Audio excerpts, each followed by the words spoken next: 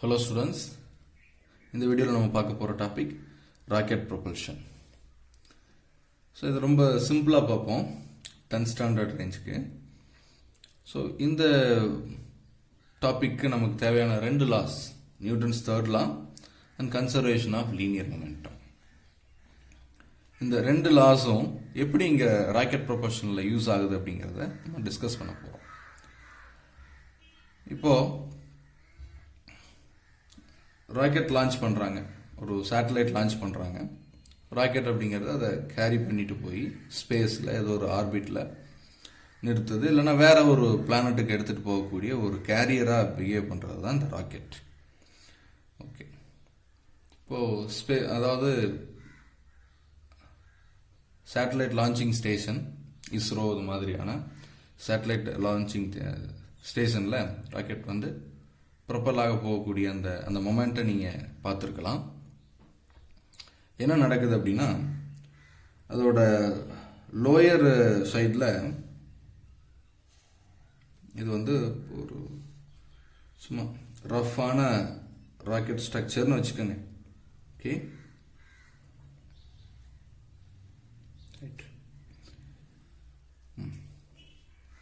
இந்த ரீஜன் என்னவா இருக்குன்னு பார்த்தீங்கன்னா ஃபியூல் டேங்காக இருக்கும்.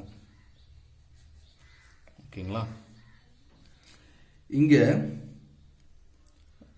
கேசியஸ் ஸ்டேட்ல இருக்கக்கூடிய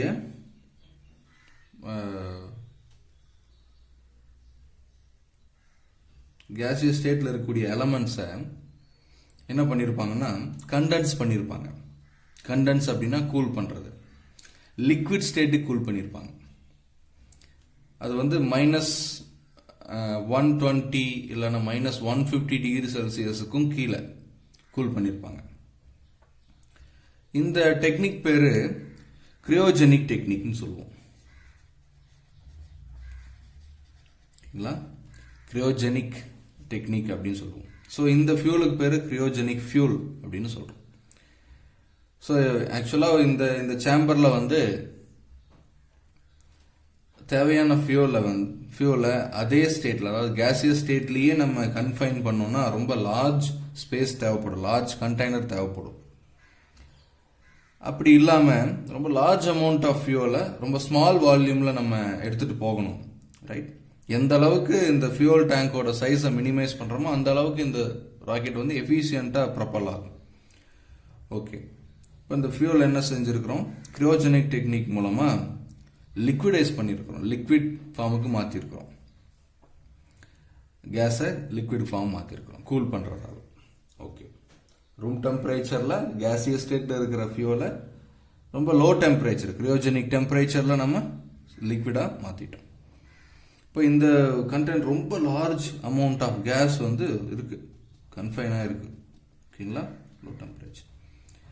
என்ன செய்யறாங்கன்னா, இது வந்து ப்ரொப்பல் ஆகக்கூடிய டைம்ல ஏதோ ஒரு ஸ்மால் ஸ்பார்க்கை இங்க ப்ரொடியூஸ் பண்றாங்க. ஒரு சின்ன ஸ்பார்க் ஏதோ விதத்துல ஹீட் பண்றாங்க. அப்போ அந்த ரீஜன்ல இருக்கக்கூடிய லிக்விட் ஸ்டேட்ல இருக்கிற ஃபியூல் என்னவாகும்னா கேசியஸ் ஸ்டேட்டுக்கு மாறும் ஹீட் பண்றதால.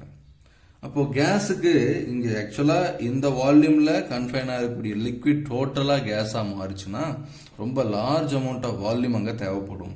அப்போ இந்த ரீஜன்ல இருக்கக்கூடிய லிக்விட் ஸ்டேட்ல இருக்கிற ஃபியூல் எக்ஸ்பேண்ட் ஆகும் பொழுது அதிக வால்யூம் தேவைப்படும். அப்போ உள்ள ஒரு ப்ரெஷர் த்ரஸ்ட் ஒன்று கிரியேட் ஆகும்.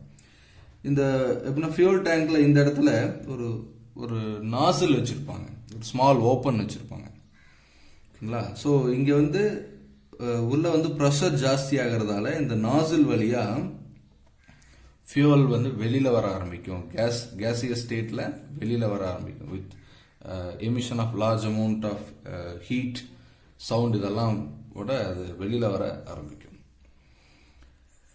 ஓகே, ஸோ இப்போ கேஸ் வெளியில வருது அப்படிங்கிறது என்னன்னா ஆக்ஷன் அப்படின்னு வச்சுக்கலாம். இந்த கேஸ் வெளியில வர்றதால கேஸ் வந்து இந்த ஃபியூல் டேங்க் மேல, அதாவது சிம்பிளா சொல்லணும்னா இந்த ராக்கெட் மேல ஒரு ரியாக்ஷன் ஆஃபர் பண்ணுது. ஓகேங்களா, ரியாக்ஷன். இந்த அப்த்ரஸ்ட், அதாவது அப்வர்ட் டைரக்ஷன்ல ஆக்ட் ஆகக்கூடிய ரியாக்ஷன் இந்த ராக்கெட்டை புஷ் பண்ணுதுங்க. ப்ரொப்பல் பண்ண ட்ரை பண்ணுதுங்க.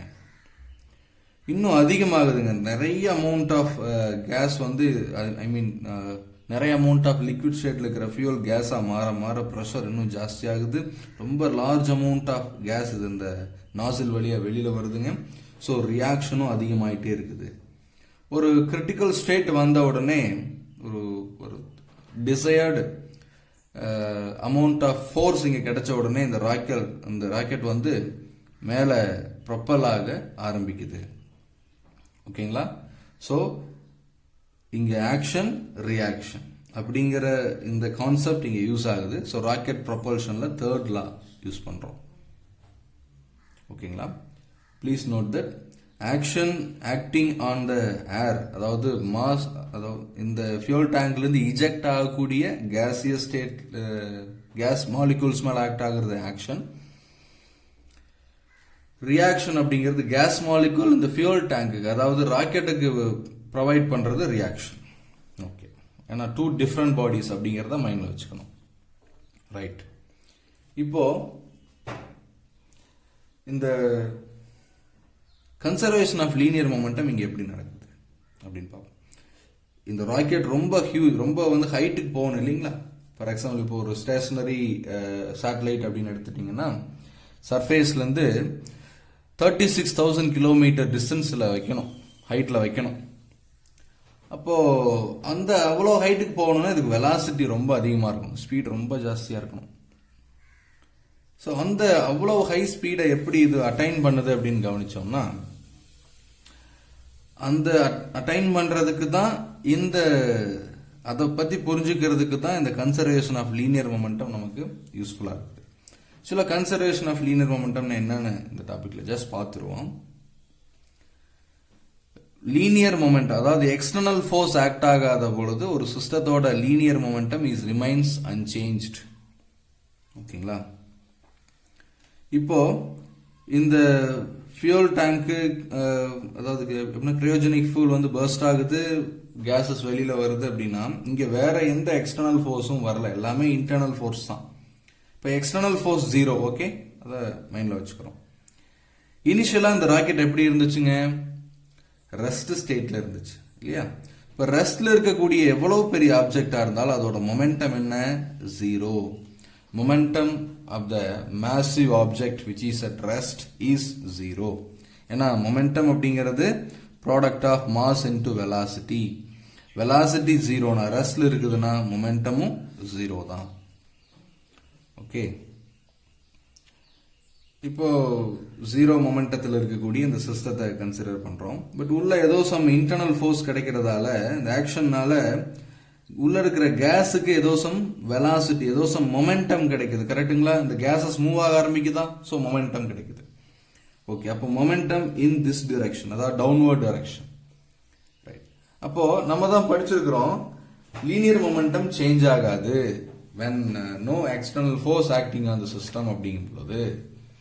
இப்போ இந்த டைரக்ஷன்ல இந்த கேஸஸ்க்கு ஏதோ ஒரு மொமெண்டம் கிடைக்குதுன்னா அப்போ அது நம்ம சொல்ற ஸ்டேட்மெண்ட்டே ஃபெயிலியர் ஆயிடுது. அப்போ ஆக்சுவலா என்ன நடக்குதுன்னா, இந்த கேஸுக்கு இந்த டைரக்ஷன்ல டவுன்வர்டா என்ன மொமெண்டம் கிடைக்குதோ அதுக்கு ஈக்குவல் மொமெண்டம் அப்வர்டா இந்த ஃபியூல் டேங்க்கு கிடைக்குதுங்க. இதுதான் சிம்பிள். அதாவது கேசியஸ் மாலிகூல்ஸ் கிடைக்கக்கூடிய டவுன்வர்டு மொமெண்டம் என்னவோ அதுக்கு ஈக்குவலான அப்வர்டு மொமெண்டம் ராக்கெட்டுக்கும் கிடைக்குது. என்ன? இந்த கேஸ் கொடுக்கிறது, கேஸ் மேல கேஸ் ப்ரொசஸ் பண்ணக்கூடிய மொமெண்டம் டவுன்வர்ட், இது அப்வர்ட். ரெண்டும் ஒண்ணுக்கு ஆப்போசிட் டைரக்ஷன். இப்போ ரெண்டையும் சம் பண்ணி பாருங்க, ஈக்குவல் டு 0. ரெண்டும் ஆப்போசிட்ல இருக்குது. இப்போ ரெண்டையும் பிளஸ் பண்ணா ஈக்குவல் டு 0. இது மூவ் ஆனாலும் இதோட டோட்டல் மொமெண்டம் 0வா தான் இருக்கும். ஏன்னா எக்ஸ்டர்னல் ஃபோர்ஸ் எதுவும் ஆக்ட் ஆகல. ஓகேங்களா? ரைட். சரிங்க, இந்த மாதிரி ரியாக்ஷன்னால இது மூவ் ஆக ஆரம்பிக்குது. அப்படி இருந்தும் மொமெண்டம் சேஞ்ச் ஆகல. பட் ஒரு விஷயம் கவனிங்க, இந்த ராக்கெட் மேல போக போக இந்த கேஸஸ் வெளியில, ஆக்சுவலா உள்ள பிரஷர் அதிகமா இருக்கிறதால கேஸ் வெளியில வந்துகிட்டே இருக்கும்.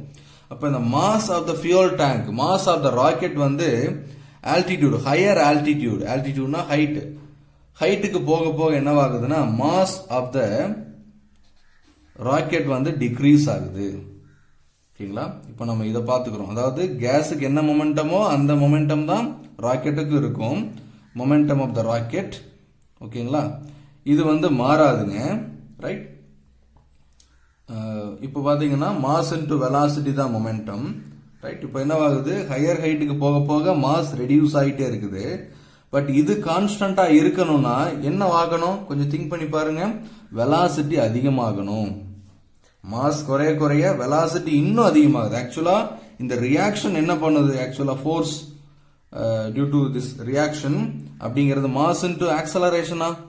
ஃபோர்ஸ் ஆக்ட் ஆனாலே ஆக்சலரேஷன் ப்ரொடியூஸ் ஆகும். இங்க ஃபோர்ஸ் ஆக்ட் ஆகுது, அட் த சேம் டைம் மாஸும் குறையுதுன்னா இன்னும் இது ஆக்சலரேட் ஆகுது. இந்த இன்னும் அதிகமான ஆக்சலரேஷனை நம்ம எப்படி புரிஞ்சுக்கிறோம், கன்சர்வேஷன் ஆஃப் லீனியர் மொமெண்டம் வச்சு புரிஞ்சுக்கிறோம். ஸோ இது இந்த ஆக்சலரேஷன் ரொம்ப டிராஸ்டிக்கா இருக்குது. இப்படிப்பட்ட ஆக்சலரேஷன், இப்படிப்பட்ட ஸ்பீட் அதிகமாகிறதால தான் இந்த ராக்கெட்டால ரொம்ப ஹையர் ஆல்டிடியூட், ரொம்ப ஹைட்டுக்கு ஒரு சேட்டலைட்டை கொண்டு போய் லான்ச் பண்ண முடியுது, அந்த ஆர்பிட்ல இன்ஜெக்ட் பண்ண முடியுது. இல்லைன்னா நம்ம எர்த்தோட கிராவிடேஷனல் ஃபோர்ஸ்ல இருந்து வெளியில போக முடியுதுங்க. ஆக்சுவலா நம்ம ஒரு ஸ்டோனை வந்து த்ரோ பண்றோம்னு வைங்க. ரைட்? இது எர்த் சர்ஃபேஸ். இங்க இருந்து ஒரு ஸ்டோனை த்ரோ பண்ணோம்னா இது என்ன பண்ணுதுங்க, இப்படி போயிட்டு கீழே வந்துருதா. இன்னும் கொஞ்சம் ஸ்பீடா த்ரோ பண்ணா இன்னும் கொஞ்சம் ஹையர் ஹைட்டுக்கு போயிட்டு கீழே வந்துடும். பட் ராக்கெட் வந்து மார்ஸுக்கு அனுப்புறோம், இல்ல வேற பிளானட்ஸுக்கு அனுப்புறோம். அதெல்லாம் ஏன் திரும்ப வர மாட்டேங்குது அப்படின்னா இந்த விஷயம் தான். சேட்டலைட்ஸ் ஏன் வரமாட்டேது, வர முடியல அப்படின்னா ரொம்ப ஹையர் ஸ்பீட்ல போச்சுன்னா எர்த்தோட கிராவிடேஷனல் ஃபோர்ஸை விட்டு அதனால எஸ்கேப் ஆயிட முடியும். ஸோ எந்த மினிமம் ஸ்பீடு இருந்தா எர்த்தோட கிராவிடேஷனல் ஃபோர்ஸ்ல இருந்து கிராவிடேஷனல் ஃபீல்டுல இருந்து எஸ்கேப் ஆக முடியுதோ அதை எஸ்கேப் வெலாசிட்டி அப்படின்னு சொல்லுவோம். எஸ்கேப் வெலாசிட்டி ஆர் எஸ்கேப் ஸ்பீட்னு சொல்லுவோம். நம்ம எர்த்துக்கு எஸ்கேப் ஸ்பீட் எவ்வளவு தெரியுங்களா, 11.2 கிலோமீட்டர் பர் ஹவர் கிடையாது, பர் செகண்ட். நினைச்சு பாருங்க இது எவ்வளவு பெரிய ஸ்பீடு. கொஞ்சம் திங்க் பண்ணி பாருங்க. ஒரு செகண்டுக்கு 11.2 கிலோமீட்டர். ஒரு மணி நேரத்துக்கு 11.2 கிலோமீட்டர் கிடையாது, நடந்து போனாலே போயிடலாம். அப்படி கிலோமீட்டர் பர் ஹவரா இருந்தா நடந்து போறவன் எல்லாம் என்ன பண்ணிடுவான், எஸ்கேப் ஆயிடுவான். ரைட்? ஒரு சைக்கிள்ல போறவன் எல்லாம் எஸ்கேப் ஆயிடுவான், பைக்ல போறவன் எல்லாம் எஸ்கேப் ஆயிடுவான். அது கிடையாது. ஒரு செகண்டுக்கு 11.2 கிலோமீட்டர். சரிங்களா? சோ இந்த ஸ்பீட்ல போனா இந்த ராக்கெட் எந்த ஒரு ஆப்ஜெக்டா இருந்தாலும் ஒரு ஸ்டோனை நீங்க இந்த ஸ்பீட்ல த்ரோ பண்ணீங்கன்னா இது எஸ்கேப் ஆயிடும், டெஃபினட்டா எஸ்கேப் ஆயிடும். இது மாதிரி ஒவ்வொரு பிளானட்டுக்கும் ஒவ்வொரு செலஸ்டியல் ஆப்ஜெக்ட்டுக்கும் ஒரு எஸ்கேப் ஸ்பீடு இருக்குது. ஓகேங்களா? இப்போ மூன் எடுத்துட்டீங்கன்னா அதோட escape speed 2.5 kilometre per second. அங்க ஜஸ்ட் அது 2.5 கிலோமீட்டர் ஒரு செகண்டுக்கு 2.5 கிலோமீட்டர்னாலே என்ன பண்ணலாம், மூணுல இருந்து வெளியில வந்துட முடியும். ஜூபிட்டர் எடுத்துட்டீங்கன்னா nearly 60 kilometre per second Jupiter அப்படின்னா. சன் அப்படின்னா 620 கிலோமீட்டர் பர் செகண்ட். ஸோ இது மாதிரி அதோட மாஸ் அதிகமாக, அந்த பிளானட், அந்த செலஸ்டியல் ஆப்ஜெக்டோட மாஸ் அதிகமாக இந்த எஸ்கேப் ஸ்பீடும் அதிகமாகிட்டே இருக்கும். ஓகேங்களா? ஸோ இந்த அளவு ஹையர் ஸ்பீடை அட்டைன் பண்ண முடியுது அப்படின்னா அதுக்கு இந்த ஆக்ஷன்னால ஒரு ரியாக்ஷன் ப்ரொடியூஸ் ஆகுது. அந்த ரியாக்ஷன் இதை ஆக்சலரேட் பண்ணுது. Right? At the same time momentum is conserved. Momentum increase ஆக முடியாது, ஜீரோவா தான் மெயின்டைன் ஆக முடியும். அப்போ மொமெண்டம் வந்து ஒரு கான்ஸ்டன்ட், அதாவது ஆப்போசிட் ரெண்டும் சேர்ந்துதான் ஜீரோ. ரைட்? ஸோ இந்த எப்படின்னா மொமெண்டம் வந்து கான்ஸ்டன்டாவே மெயின்டைன் ஆகுதுன்னா அட் த சேம் டைம் என்ன ஆகுதுங்க, இந்த ஃபியூல் டேங்கோட மாஸ் குறைய வெலாசிட்டி இன்னும் அதிகமாகணும் டு பேலன்ஸ் திஸ் மொமெண்டம். அப்போ நார்மலா ஃபோர்ஸ் ஆக்ட் ஆனாலே ஆக்சலரேஷன் ப்ரொடியூஸ் ஆகும். இங்க மாசும் குறைஞ்சதுன்னா இன்னும் அதிகமா ஆக்சலரேட் ஆகும். ரொம்ப சிம்பிள் தானே. இப்போ ஒரு பெரிய ஸ்டோனை நம்ம கிக் பண்றோம், ஒரு சர்டன் ஃபோர்ஸ் கொடுத்து அது கொஞ்சம் தூரம் மூவ் ஆகும். ஒரு சின்ன பாலை கிக் பண்றோம், அது இன்னும் அதிகமா மூவ் ஆகும். ரீசன், மாஸ் கம்மியா இருந்துச்சு அப்படின்னா ஆக்சலரேஷன் அதிகமா இருக்கும். ஸோ இங்க ஃபியூல் டேங்க்ல இருந்து கேஸ் இஜெக்ட் ஆகிறதால மாஸ் டிராஸ்டிக்கா குறையுது, at the same time velocity இன்னும் அதிகமாகுது, ஆக்சலரேட் ஆகுது. ஸோ இந்த அளவு அதிக ஆக்சலரேஷன் இருக்கிறதால தான் இந்த எஸ்கேப் வெலாசிட்டி, அதாவது 11.2 km/s அப்படிங்கிற எஸ்கேப் வெலாசிட்டி அட்டைன் பண்ண முடியுது. ஓகேங்களா? இது ராக்கெட் ப்ரொபல்ஷனில் இந்த 2 லாஸும் எப்படி யூஸ் ஆகுது அப்படிங்கிறதுக்கான எக்ஸ்பிளனேஷன். Thank you so much.